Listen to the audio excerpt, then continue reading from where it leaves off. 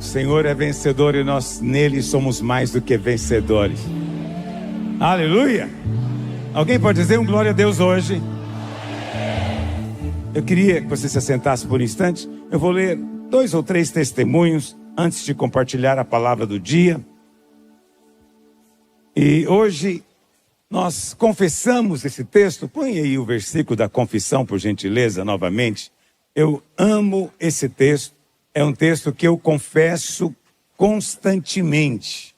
Ultimamente eu estou confessando muito o Salmo 112 também. Depois você pode ler em casa. Mas coloca o versículo da confissão novamente. Mas esse texto, a palavra do Senhor diz, é a promessa do Senhor, que os nossos filhos serão ensinados do Senhor. Eu vou aguardar. Não conseguem? Ok. Não conseguem. Ok, melhorou agora. Então olha o que diz. Isaías 54, verso 13. Todos os teus filhos serão ensinados do Senhor. E será grande a paz dos teus filhos. Serás estabelecida em justiça, longe da opressão, porque já não temerás, e também do espanto, porque não chegará a ti. Eu gosto da expressão, todos os teus filhos serão ensinados do Senhor. Por quê? Porque, na verdade, não está dizendo que todos os seus filhos serão ensinados a respeito do Senhor. Aqui não está dizendo que eles vão aprender do Senhor. Claro que eles vão. Mas aqui está dizendo que o próprio Senhor é que vai ensinar para eles. O próprio Senhor vai instruir os seus filhos. Nossos filhos são ensinados do Senhor. Quantos dizem amém? Bom, se você tem algum testemunho já desse jejum, por favor, manda para a gente. Pastor, graça e paz, quero compartilhar meu testemunho para a glória de Deus. O Senhor declarou que este seria o ano da restituição e hoje eu vejo essa promessa se cumprindo na minha vida. Foram anos de dor, desafios e perdas. Passamos por 5 gestações interrompidas, incluindo a perda de um filho já com 39 semanas, a qual nos obrigou a viver a dor inimaginável de enterrá-lo. Além disso, enfrentamos mais 4 abortos, momentos em que meu coração se partiu em pedaços. Mas eu sempre me apeguei à promessa do Senhor. O choro pode durar uma noite, mas a alegria vem pela manhã. Muitas vezes perguntei a Deus quando essa manhã de alegria chegaria. E agora, para a honra e glória dele, minha resposta chegou. Nasceu a minha Eloá, o meu milagre. Quero encorajar todas as mães que esperam pelo seu sonho. Não desistam. Sei que a espera é dolorosa e que as lágrimas são muitas. Mas o nosso Deus é fiel e poderoso para transformar impossibilidades em milagres. Minha médica me disse que eu tinha apenas 1% de chance de engravidar. E caso engravidasse, tinha 1% de chance da gestação chegar ao fim. Por conta da trombofilia. Mas para Deus, 1% é o suficiente para ele agir. Ele pegou esse 1% e transformou em 1000%. E hoje eu tenho em meus braços a prova viva do seu poder. Louva ao Senhor porque Ele fez e faz infinitamente mais do que tudo quanto imaginamos. A Ele seja toda a honra, glória, o domínio e o poder pelos séculos dos séculos. Alguém diga aleluia. Se você tem orado para engravidar, eu sei da dor, sei da aflição, mas não desista. Não desista de crer em Deus. Nós não estamos aqui não faz de conta. A gente está aqui não faz de conta adorando um Deus que talvez exista. Não, não. Há um Deus vivo, real, poderoso, que se manifesta no meio dos seus filhos. Mas é preciso perseverar em fé. Quantos dizem amém? Perseverar em fé. Essa irmã perseverou. Glória a Deus pela Eloá. Vamos ler mais um testemunho. Pastor, estamos extremamente maravilhados com os milagres que Deus já realizou em um tempo tão curto durante o nosso jejum. Fomos surpreendidos com uma grande bênção. Minha esposa, que se formou em RH no final do ano, conseguiu um emprego exatamente na área que estava buscando já no segundo dia do jejum. Além disso, nosso casamento está sendo restaurado de uma maneira que jamais imaginávamos. Embora morássemos na mesma casa, já havíamos falado em divórcio. Mas pela infinita graça de Deus, fomos tocados a pedir perdão um ao outro e a buscar viver conforme a vontade dele. Louvamos ao Senhor por tudo que Ele tem feito e seguimos confiantes de que ainda veremos muitos outros milagres na nossa vida. Esses aqui estavam falando em divórcio, mas o Espírito Santo moveu no coração para que houvesse perdão e agora estão vivendo momentos que nunca viveram antes. Talvez você também está aqui, ou talvez você está pela internet acompanhando e está dizendo: Senhor, e a minha bênção? Eu também quero ver isso na minha casa, também quero ver isso no meu cônjuge. Eu quero dizer que Deus está ouvindo a sua oração. Persevere em crer, esteja em cima da montanha proclamando a sua vitória. Deus nunca decepcionou. Você não vai ser o primeiro.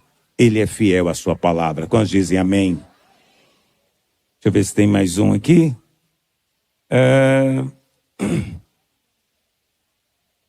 Pastora Luísa, esse é um testemunho curtinho. Pastora Luísa, graça e paz. Essa ideia do marido orar pela esposa nesse jejum foi uma grande bênção.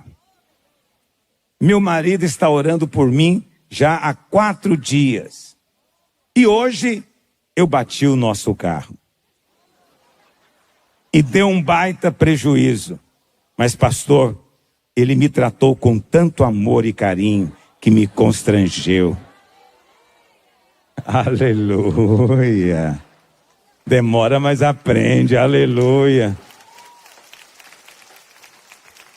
Pastor, é muito bom estar casada com um homem temente ao Senhor e que tem Cristo como cabeça. Esse jejum está sendo o melhor jejum da minha vida.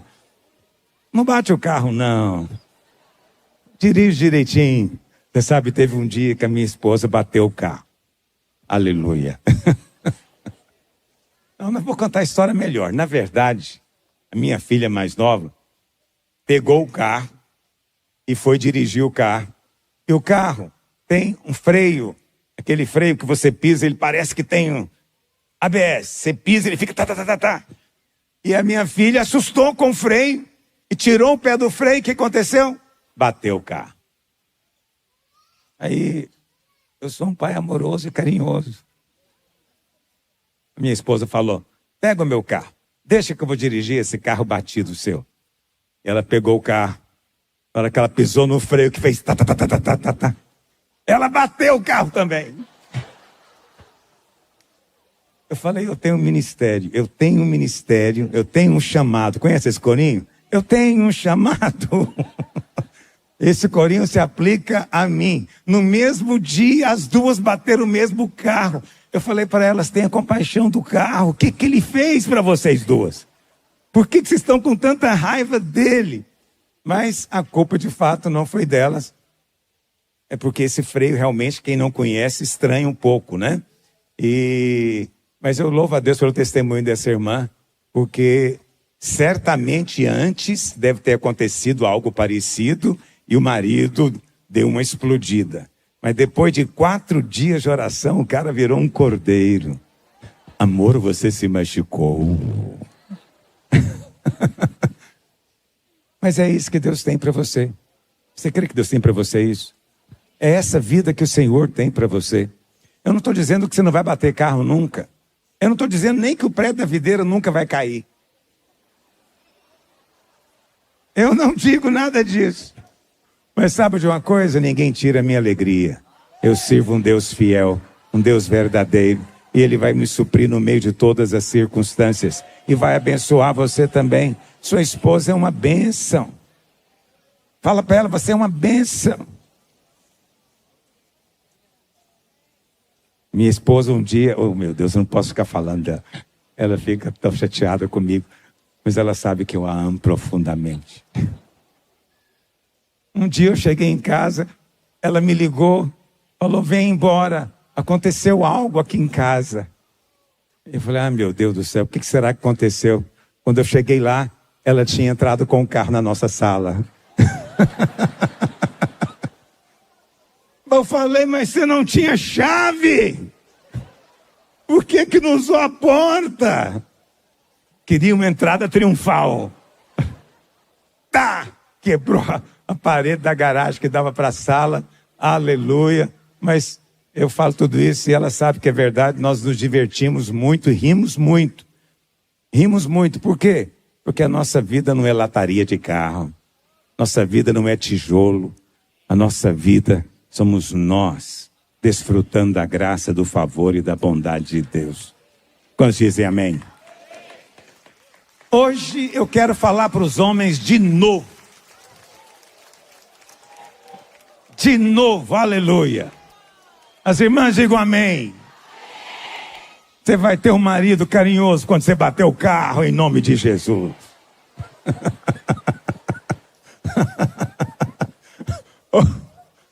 O Senhor é bom.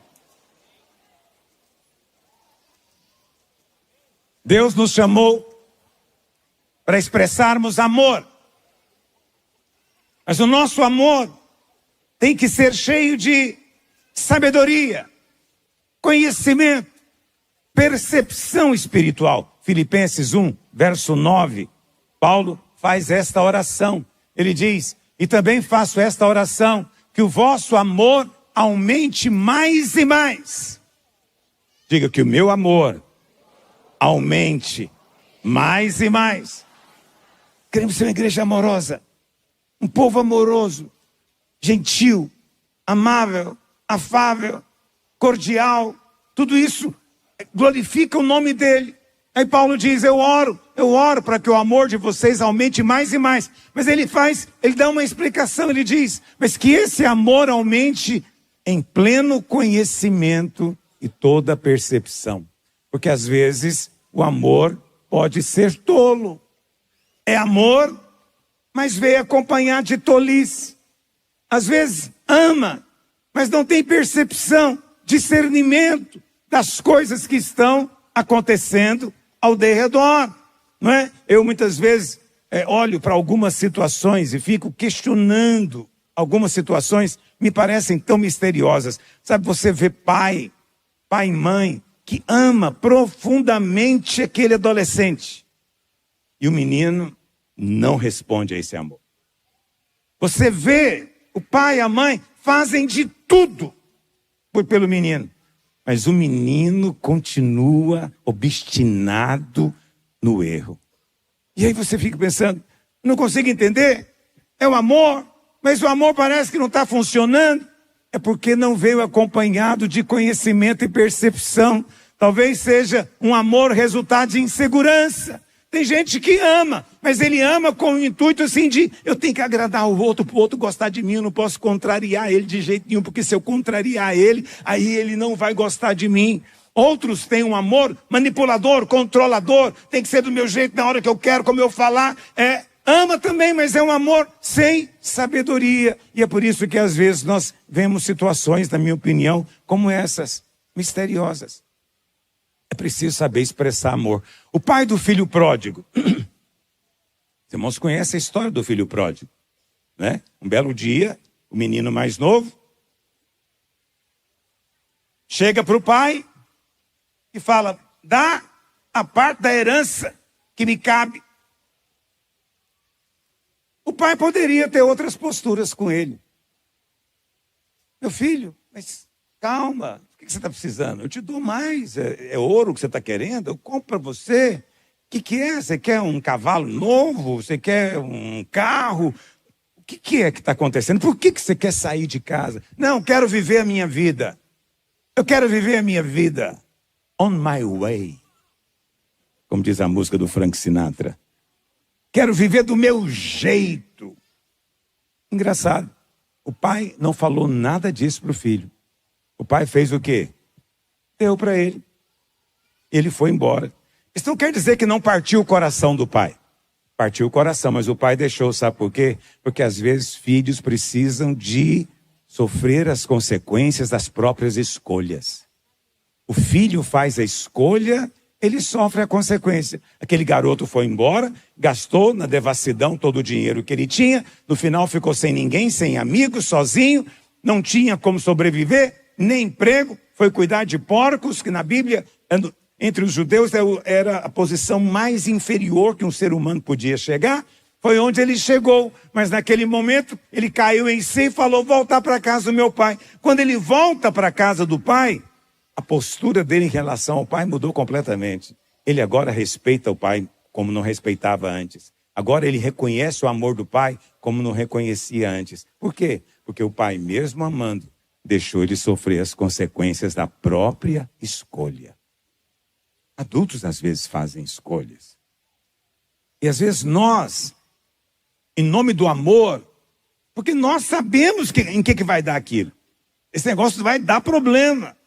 E você quer por tudo impedir o menino de ter o problema. Mas às vezes o amor é deixar ele bater a testa.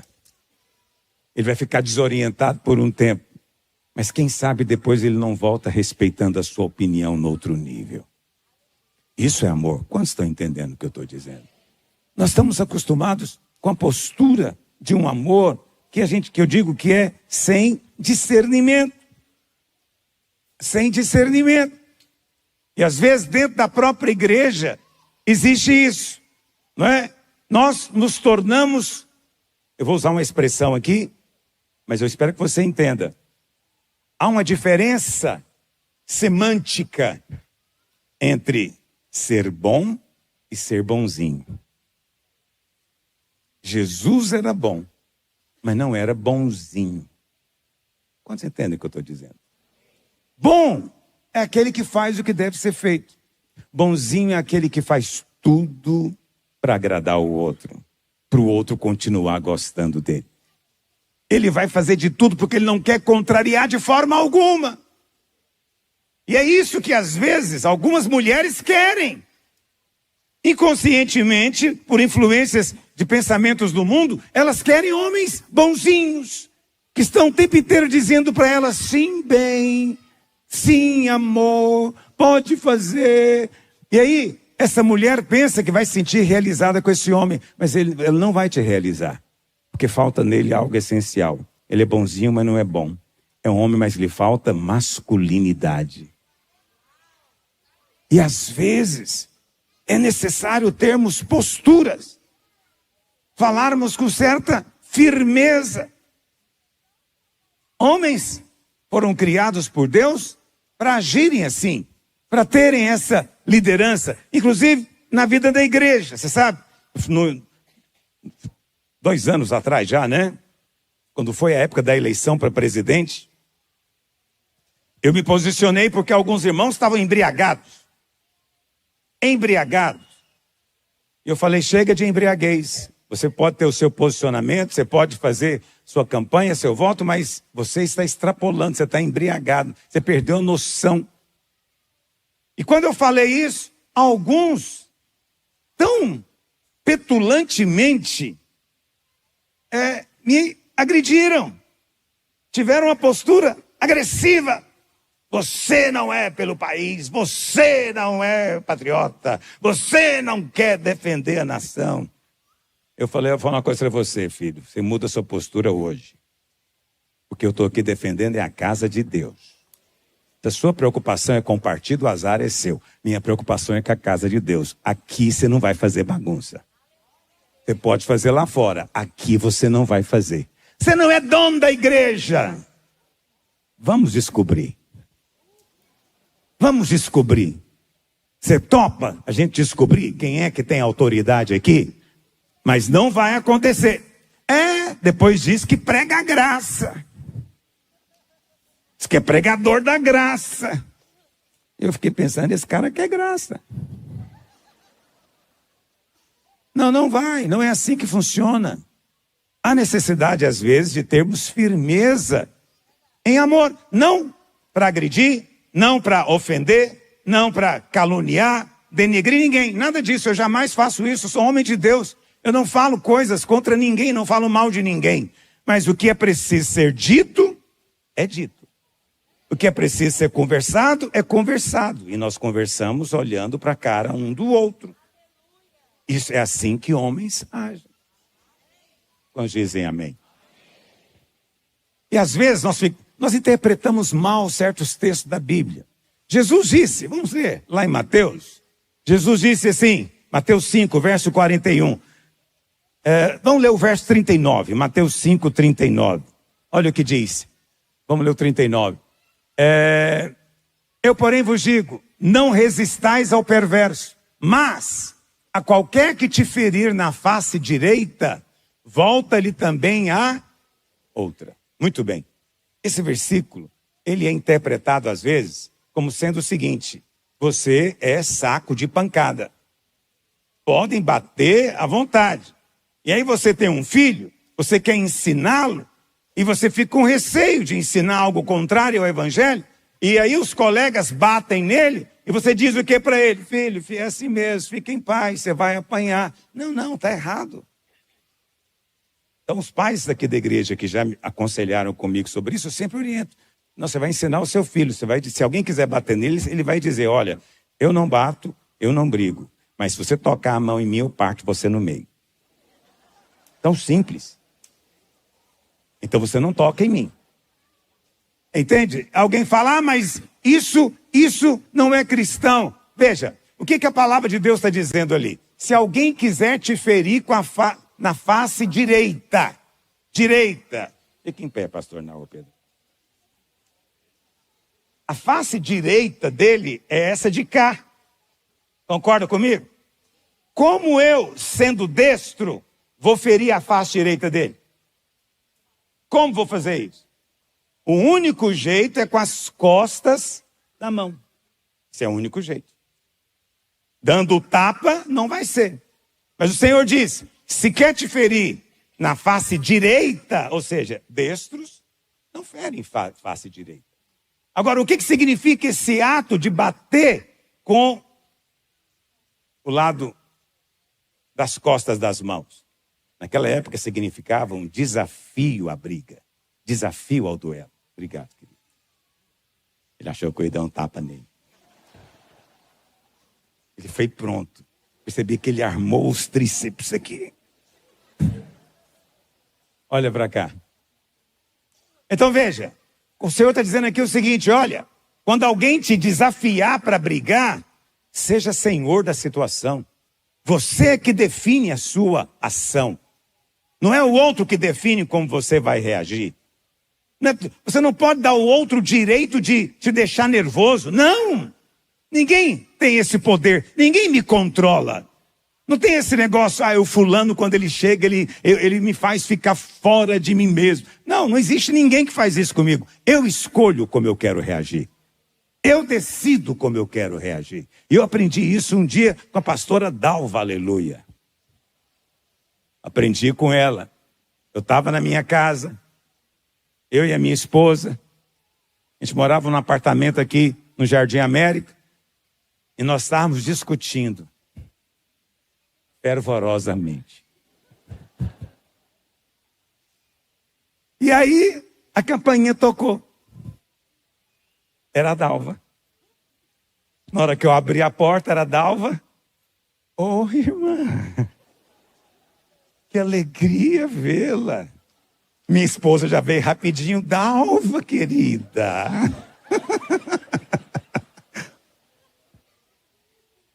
Você pode dizer assim, que bando de hipócritas. Não, isso não é hipocrisia, não. É para você entender que você escolhe as suas reações. Você não é escravo de nenhuma delas. Eu queria ficar nervoso com a minha mulher. Por isso eu estava nervoso. Mas eu poderia escolher não ficar nervoso com ela. Como eu escolhi atender bem a Dalva. Porque gente que é doente da cabeça, na hora que alguém bate na porta, ele abre e fala, o que você quer? Não está vendo que eu estou brigando aqui, não? Esse tem um neurônio defeituoso. Não é o caso de ninguém aqui. Olha, esse amém de indireta não vale, hein? Tem que ser um amém espiritual. Olha para cá. É claro que quando alguém chega, você muda a postura, porque você escolhe. Então, se alguém quer me brigar ou agredir, eu vou escolher como vou agir. Eu vou falar com brandura. Eu vou falar do meu jeito, com a minha natureza, porque eu sou filho de Deus. Eu vou agir da minha forma. Isso é força. Quantos estão acompanhando? Então o Senhor não está dizendo que você tem que ser saco de pancada. Está dizendo apenas que você pode escolher como agir. Assuma o controle da situação. Mas logo em seguida, o Senhor Jesus disse, né? Se alguém, verso 41, se alguém te obrigar a andar 1 milha, vai com ele 2. Naquela época existia uma lei, você sabe? Os romanos dominavam. Era o império daquela época. E tinha uma lei. Porque os romanos, eles mantinham o domínio por meio do exército poderosíssimo. Então, os soldados, eles viajavam longas distâncias a pé, carregando muito peso, toda a tralha necessária.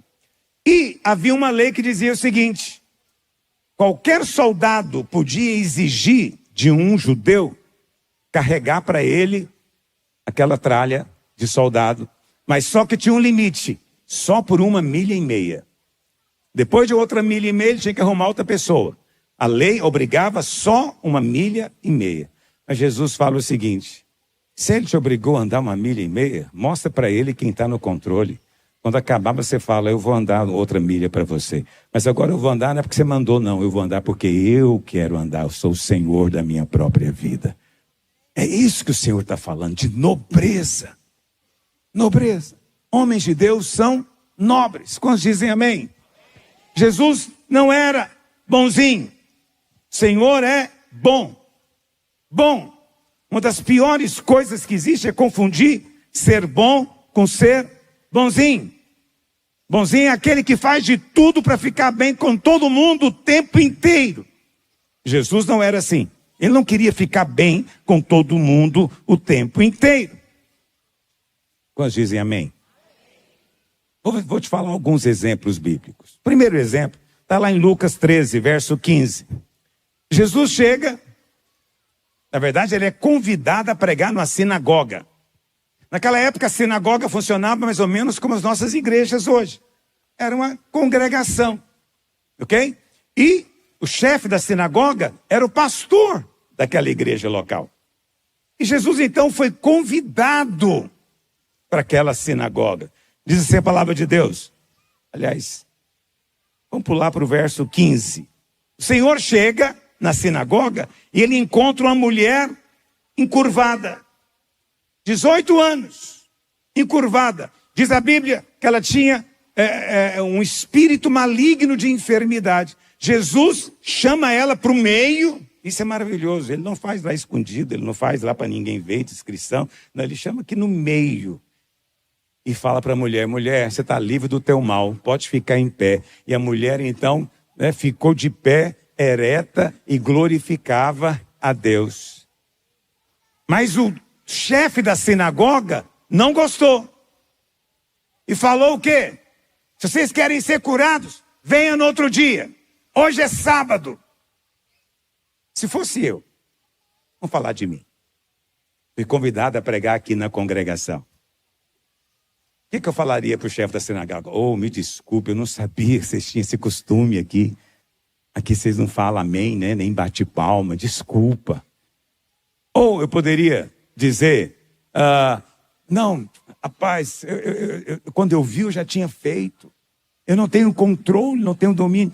Nós somos esse tipo de gente. Nós somos infelizes. Estou falando para homens. Nós queremos ser bonzinhos e ficar bem. Jesus não. Jesus fala o quê? Disse-lhe, porém, o Senhor, hipócrita.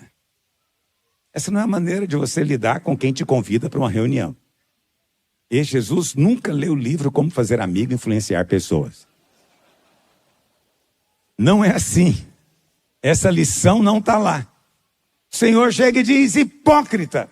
Cada um de vós não desprende da manjedoura no sábado o seu boi ou o seu jumento e não vai levá-lo para beber água. Quanto mais essa mulher que estava debaixo de cativeiro não deveria ser livrada no dia de sábado, ela que também é filha de Abraão, que Satanás trazia presa 18 anos. Tendo ouvido isso, né, a Bíblia fala, tendo dito isso, seus adversários se envergonharam. Por quê? Porque Jesus era bom, mas não era bonzinho. Era maravilhoso, mas era extremamente firme. Quantos dizem amém? O Senhor nunca chamou um leproso de hipócrita. O leproso ele tocava. Com o leproso ele era amável. As crianças, o Senhor nunca desprezou uma criança. Deixa vir a mim os pequeninos. Sempre amável, mas o Senhor não tinha tempo para perder com hipócritas. Amém, querido? Quanto mais cheios do Espírito nós somos, mais masculinos nos tornamos. Escreve isso. Essa coisa de ser cheio do Espírito e você fica parecendo efeminado, não é o Espírito de Deus. O Espírito de Deus te faz parecer mais homem. Quantos estão entendendo isso? Esse é o tipo de pregação que eu não posso pregar lá fora, senão eu vou ter que chamar meia dúzia de hipócrita. Entende? Por quê? Porque não suportam ouvir a sã doutrina. Aprenda a ser firme como um homem na sua casa. Vou te dizer uma coisa amorosa, querido irmão. Tem hora que você tem que discutir com a sua mulher. Você não pode fugir de discutir com a sua mulher. Tem homem que acha que discutir com a esposa já é um problema, já está no meio do caminho de um problema terrível. Não, não. Tem hora que você tem que discutir, tem que posicionar e aguentar o tranco depois. Nós não vamos ficar, é assim que vai ser e você está comigo. Ah, você nunca me ouve, você não me aceita, minha opinião não tem valor. Sim, senhora. É assim que vai ser. Às vezes é necessário. Eu sei que você vai dizer, pastor Luiz está ensinando meu marido a ser bruto sem educação. Não, não, não. Seja amável. Eu sou amável com a minha esposa. E ela sabe disso. Nunca falei uma palavra chula para minha esposa. Nunca falei uma palavra vulgar, não vou nem dizer chula, para minha esposa. Jamais chamei ela de palavras que nem são vulgares, mas que são impróprias, como jamais disse que ela é burra, estúpida ou algo parecido. Nunca, nunca. Mas às vezes foi necessário posicionar. Mas eu vou te dizer outra coisa, amado irmão. Defenda a sua mulher. Qual que é o problema de alguns homens? Eles acham que viraram juiz de direito. Entendeu? E eu vou te dizer, às vezes a sua mãe é sim uma jararaca. E a sua esposa está sofrendo horrores. E você não faz nada. Porque você é bonzinho. Tem que ficar bem com a mulher e tem que ficar bem com a mãe. Não. É preciso chegar um momento de posicionamento. Esse momento chegou um dia. Minha mãe, que Deus a tenha, mulher de Deus, foi uma grande mulher de Deus. Mas como sogra, ela teve que aprender muita coisa. E um dia, ela veio falar da minha esposa para mim. Minha esposa não estava presente. Estavam minhas irmãs, estavam outras pessoas. Todo mundo acharam que podia falar mal da minha esposa na minha frente. Eu falei, mãe, a senhora sabe que eu amo a senhora. A senhora me pede, eu dou. Te abençoo de todos os jeitos. Mas nunca mais fale mal da minha esposa perto de mim. Porque eu agora sou um com ela. Não sou mais um com a senhora, sou com ela. É com ela que eu vou viver o resto da vida. A minha mãe, se fosse possível um filme, ela ia virar um lobisomem. Uma criatura em cima de mim. E ela ficou muito, muito furiosa. Minhas irmãs foram embora. Mas depois ela falou uma coisa que foi importante para mim. Ela falou, sua mulher é uma mulher de sorte. Casou com um homem de verdade. Porque tem hora que você tem que defender. Mas pastor, minha esposa está errada. Ela não podia ter feito isso. Aí você agora é juiz. Você é do time da sua mulher. Se ela está errada, vocês dois estão errados junto. Estão entendendo? Não interessa, suas cunhadas têm muita coisa contra ela. Azar das suas cunhadas. Você defende a sua mulher. Homem defende mulher. Homem que não defende mulher não está sendo masculino. Não estou falando que ele é gay, não. Estou falando que não está sendo masculino. É preciso posicionar-se. Está me acompanhando hoje? Os irmãos estão comigo hoje. Aleluia. Somos uma igreja de vencedores. Aqui a gente fala assim.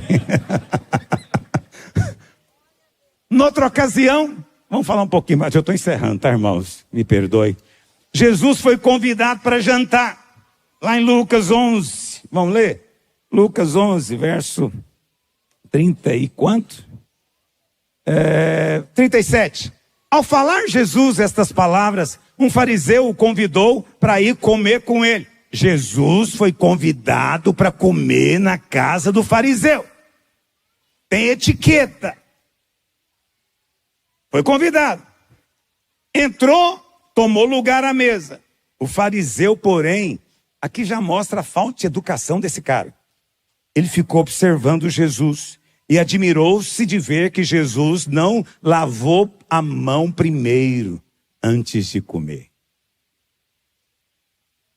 O Senhor, porém, lhe disse: vocês, fariseus, limpam o exterior do copo e do prato, mas o vosso interior está cheio de rapina e perversidade. Insensatos. Quem fez o exterior não fez o interior também? Verso 42. Mas ai de vós, fariseus. Ele foi convidado para jantar, me entenda. Imagina, você me convida para jantar, eu falo, ai de ti, irmão. Eis que te digo. Parece que não é a hora. Você foi convidado, não é hora para essas coisas. Mas a Bíblia fala que Jesus diz o que para ele? Ai de vós, fariseus, porque dais o dízimo da hortelã, da arruda e de hortaliças e desprezais a justiça e o amor de Deus. Verso 43. 44, olha o que o Senhor diz. Ai de vós, que sois como sepulturas invisíveis. Que as pessoas passam por cima e nem sabem, mas por debaixo está cheio de defunto. Vocês são sepulcros pintados de branco. Eu imagino que o ambiente não ficou legal. O ambiente não ficou. Eu acho que ninguém queria comer mais. Aí você pensa, Jesus acabou. Não, ele continua. Olha o verso 45. Diz assim: então, os intérpretes da lei, outro grupo, tem os fariseus, esses aqui são os intérpretes da lei. Disse a Jesus: mestre, dizendo estas coisas, também nos ofende a nós outros. E o Senhor faz o quê? Mete-lhe uma porretada. Mas ele respondeu: ai de vós também, intérpretes da lei. Vocês estão enrolados também. Ai de... O Senhor não está preocupado. Ah, você ficou ofendido? Porque eu te falei a verdade do Evangelho? Ah, falando assim, você nos ofende. Todos os deuses são iguais. Todos os caminhos levam a Deus. Ah, larga de ser hipócrita. Tem caminho que leva para o inferno. E você sabe muito bem que tem caminho que leva para o inferno. E tem muitos caminhando para lá. Mas nós vamos nos posicionar pelo reino de Deus. Pela palavra de Deus. Pela vontade de Deus. Pela glória do Senhor. Porque o Senhor é bom. Aleluia. Paulo, vou encerrar com esse. Atos 13. Lá em Atos capítulo 13. Você pode aí abrir a sua Bíblia. E você fica conhecendo a história bíblica. A partir do verso 4, fala que Paulo, ele foi pregar para uma certa autoridade, que era um procônsul, verso 7, o qual estava com... Não, vamos ler o verso 6 também. Havendo atravessado toda a ilha até Pafos, encontraram um certo homem judeu mágico, falso profeta. Ele era falso profeta. E qual que era o nome dele? Bar Jesus. Presta atenção. Eu vou ensinar um negocinho para você do hebraico aqui. Bar, em hebraico, significa filho. Filho. Ben também é filho, viu? Benjamim. Os mais entendidos já devem estar questionando. Mas Bar significa filho. Então Bar Jesus significa o quê? Quer dizer, o falso profeta se dizia filho de Jesus. Cuidado com a aparência das coisas. Mas era falso profeta.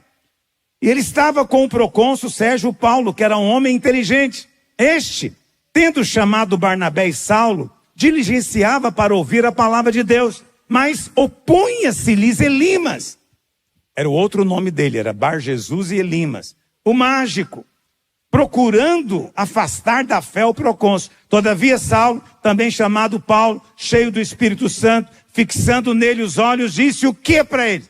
Presta atenção, o verso 9 fala que Paulo estava cheio do quê? Cheio do quê?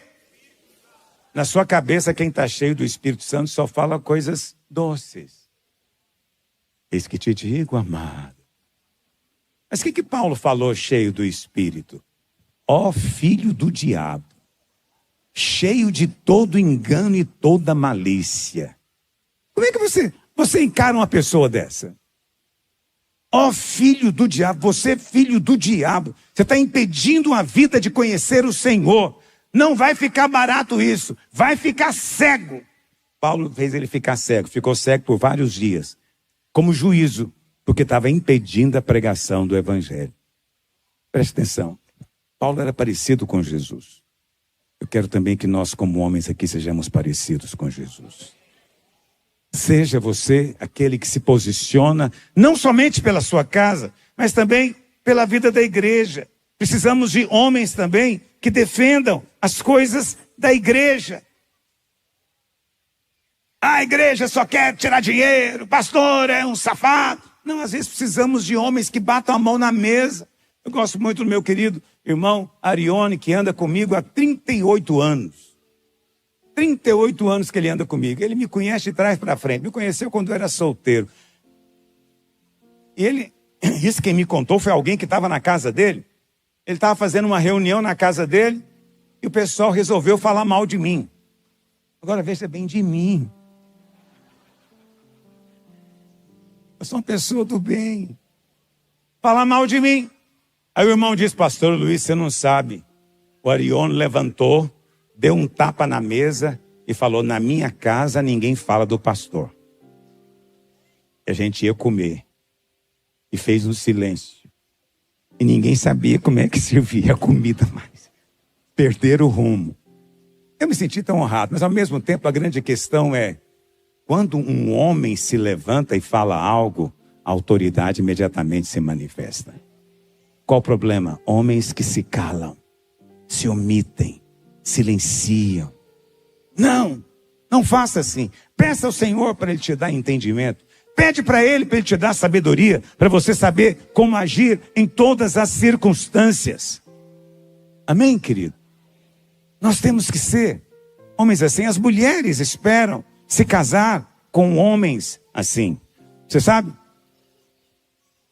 Aí fora, os rapazes, é tudo bad boy. É aquela jaqueta não sei o quê, é aquela tatuagem não sei aonde, aquela cara de mal. E você, que é crente, fica pensando, como que uma moça é atraída por um traste desse? Porque ele passa a ideia de que é homem, de verdade, que não tem medo de nada, que encara qualquer coisa, e é isso e aquilo.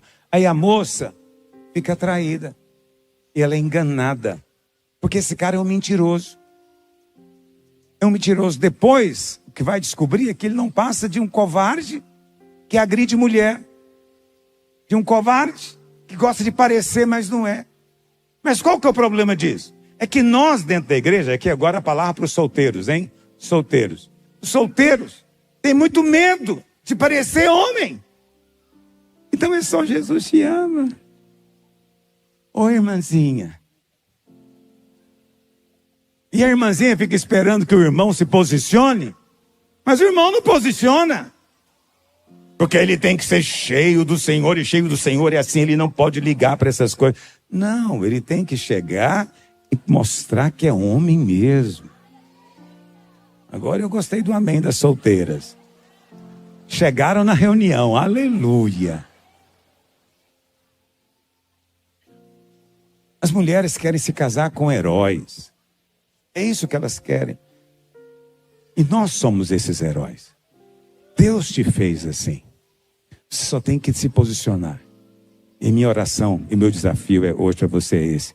Posicione-se pela sua casa. Não estou aqui fazendo pregação bolsonarista não, viu? Posicionar pela sua casa é defender a sua mulher e os seus filhos. Em mim, se tocar, eu perdoo. Se me bater, me agredir, eu perdoo. Não vou revidar. Mas se ousar chegar perto da minha mulher, eu viro um bicho. Se ousar chegar perto de uma filha ou de uma neta, eles vão descobrir um lado meu que nem eu sei que existe. Por quê? Porque é assim que homens de Deus são. Heróis. O herói não se defende. O herói está aqui para defender o outro. Sua esposa tem que se sentir segura com você. Sem receio de parente, de jararaca nenhuma. Porque você está do lado dela. Não vamos nos iludir, irmãos. Tem muita cobra por aí. Não deixe elas chegarem perto da sua mulher. Ah, mas minha mulher tem muito que aprender. Vai aprender em casa, só você e ela.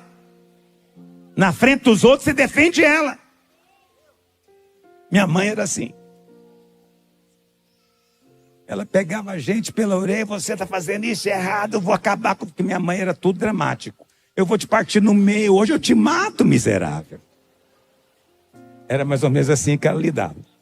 Aí, se alguém resolvesse concordar com ela e falasse, é mesmo, esse menino terrível, não vale nada, ela mudava instantaneamente. Entra no modo ataque. Quem é você para falar mal dele? Esse menino é de ouro. Você que não vale nada. Então, quando a minha mãe estava tratando com o filho, ninguém falava nada. Porque se concordasse, você não concordava com ela. Ela podia falar que ia me matar, mas se você falar, você estava morto. É isso que se espera de você. Homem de Deus, firme, que ama com conhecimento e discernimento. Quantos homens assim nós temos aqui hoje? Fique em pé onde você está. Eu quero dizer para você que eu preciso muito de você para reconstruir um prédio. O prédio caiu.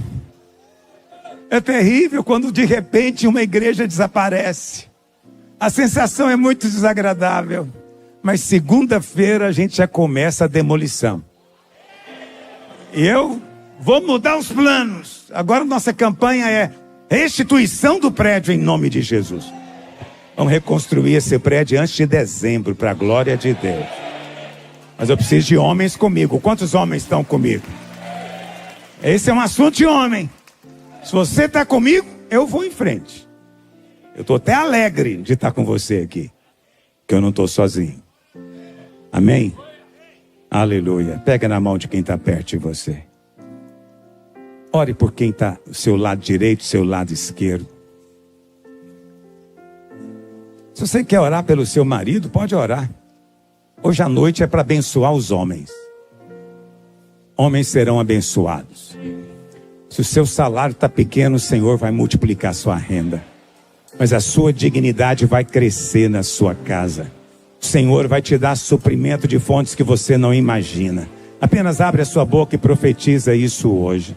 Se até agora você foi alguém silencioso, o Senhor vai te dar o rugido do leão na sua voz. Quando você falar, a autoridade vai se manifestar na sua casa. Demônios fugirão, hostes do inferno fugirão.